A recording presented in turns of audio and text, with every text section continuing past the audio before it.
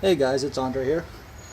Figured I would show you what we've got going on in the 124 Spider trunk. I assume the MX-5 will be a little bit similar, but only looking at the 124 Spider here. I've already taken out the carpet from the bottom. There's 6 points, 2 over here. There's 2 over here, and then on the other side as well, you've got a couple more. And so I was kind of surprised when I saw this. There's actually no sound deadening from the factory on this pan here whatsoever. And if I tap it with the back of a screwdriver, you kind of see what I mean. And over here as well. And you'll notice the larger area, which is over here, this area resonates at a lower frequency. Whereas the smaller area on the side over here and on the other side, I'm sorry you can't really see where I'm going because it's hard to set up my phone anywhere you can see it, but the smaller areas will resonate at a higher frequency. Now if I tap the bottom of the pan, that'll sound like a gong. It actually has a bit of a bass note to it. And so when you're trying to deaden resonance and other frequencies, what you're looking for is flat areas that are not curved.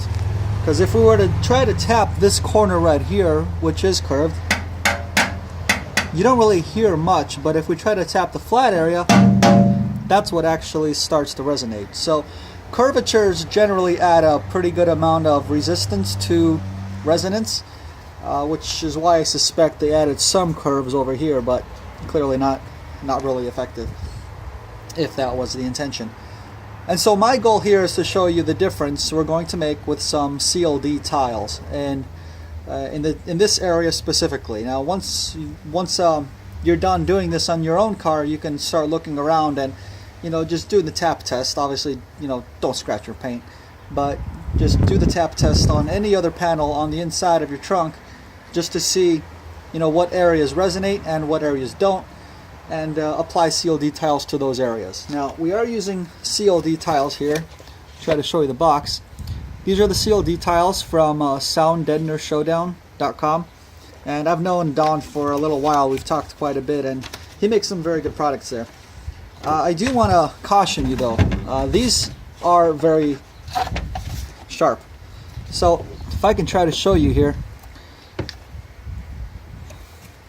this metal here, this aluminum is pretty thick and it bends pretty easily, but it will cut you if you're not careful. It's pretty sharp over here, and there's quite a bit of butyl rubber here. I assume that's what it is, to deaden the vibration. The idea here is that if you've got a flexible medium, which is the backing of this aluminum sheet, then the flexible medium will absorb the vibrations against the actual aluminum sheet and basically transfer them into heat. So that's pretty much what we're going for here in this little video. So I've already taken the liberty of cutting all of these pieces to size. I've got a bunch of little pieces here already set up, and so my goal here is to try to see how much of a difference we can make just by covering the little grooves that are shown over here. And I figure just because that will probably not raise the floor at all above the little panel. Not that it would make a huge difference, but I figured if we can, we may as well try. The goal really is to only cover about 25% coverage area. You don't need more than 25%. Anything above that just adds weight. And that's another reason why I like this approach a lot more than other products out there, which I'm not going to name.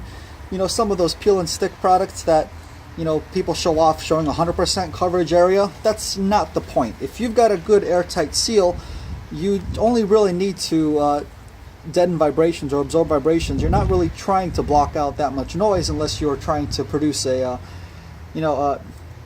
great deal of sound quality in your audio system and want to block out basically any noise whatsoever.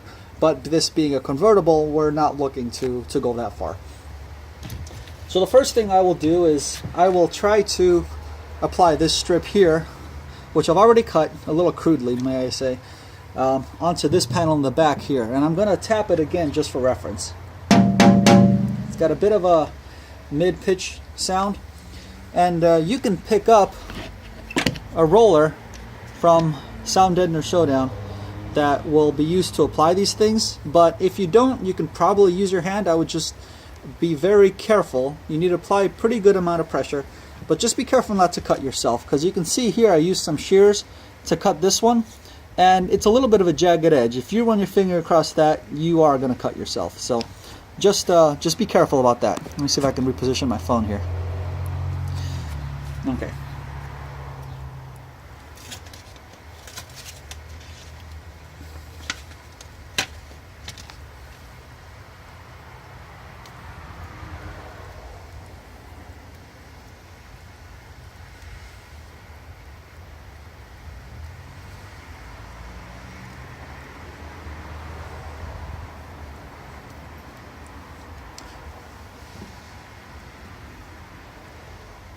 Now, just so you're aware, this stuff is permanent. Once it goes on, once it has some time to stick, this stuff is not coming off without a scraper. So be careful about where you put it.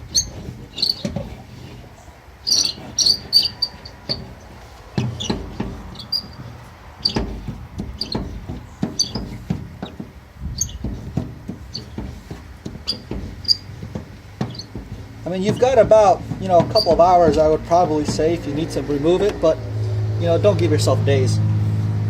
So we've got the first piece applied over here. I'm going to see what difference that made. So as you can see now, you have a tap. You've got a little bit of a howl, but I think that's coming from the bottom.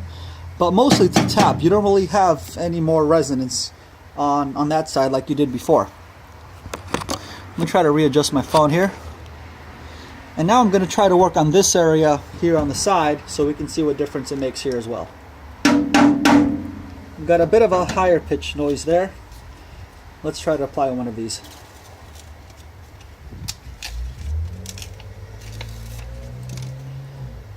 Now, just a note while I'm doing this, I found the easiest way to cut these is with a straight edge, a metal straight edge like a square, and a utility knife. Just place the edge down as hard as you can over the piece while you're cutting it, and just run the utility knife down carefully, and it should only take about 4 passes or so, and you can cut cleanly through them. These other pieces here that I've already worked on, these I did that exact same thing with, and these are pretty clear. They're pretty sharp corners.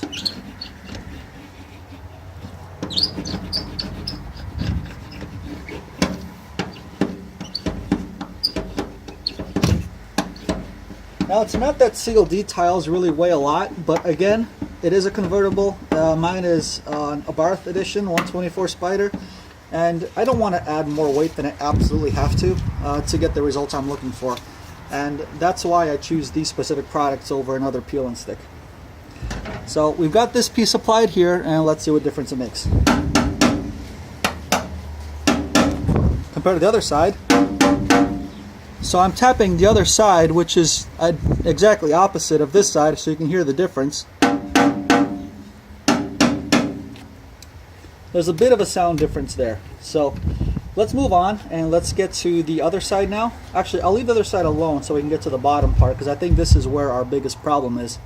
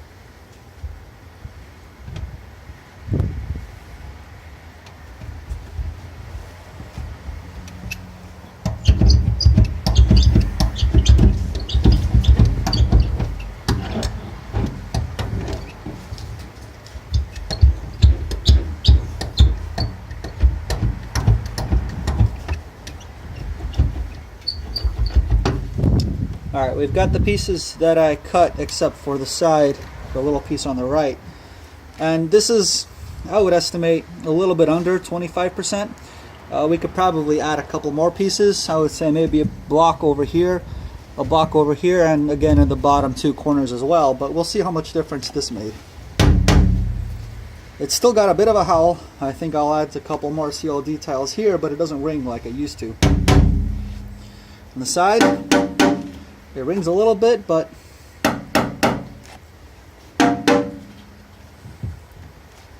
definitely less than it used to.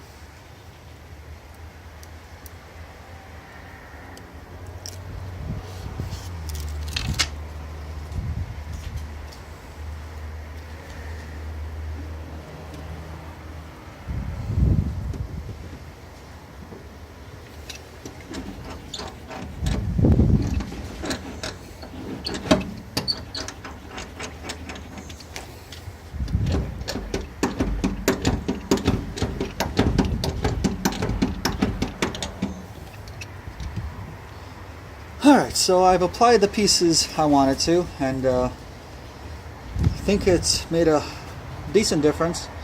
Again, seal details will absorb a specific range of resonance, but I think for our purposes I could tell the difference.